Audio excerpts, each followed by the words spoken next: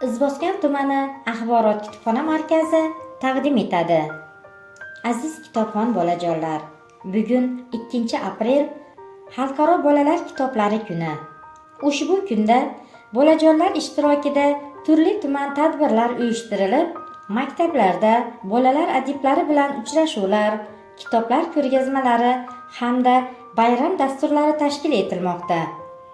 Bolalarning ma'naviy dunyosini yanada boyitish maqsadida Izboskan tumani axborot kutubxona markazining rasmiy ijtimoiy tarmoqlarida yosh kitobxonlarga o'zbek va jahon adabiyoti xazinasidan saralab olingan asarlar, xususan she'rlar, qissalar, ertaklar, afsona va rivoyatlar, shuningdek zamonaviy madaniy-ma'rifiy jarayonlar bilan ham yaqindan tanishtirilib boriladi.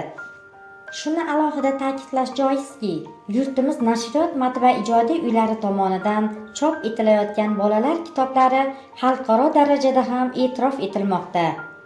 Agar kitoblar to'g'risidagi qiziqarli ma'lumotlarga e'tibor qaratsak, Londondagi birinchi xalq kutubxonasining asoschisi Fenkorning talabi bilan kitob varaqlari buklagan kishilarga nisbatan jazo chorasi qo'llanilgan.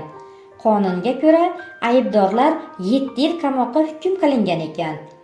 Shuningdek, eng ko'p jildli kitob fransuz ensiklopediyasi bo'lib, u 1200 jilddan iborat.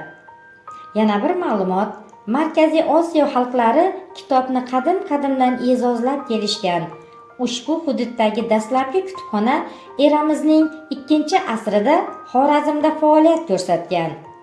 Aziz kitobsevar bolajonlar, sizlarni Izboskan tumani axborot kutubxona markazimizda kutib qolamiz.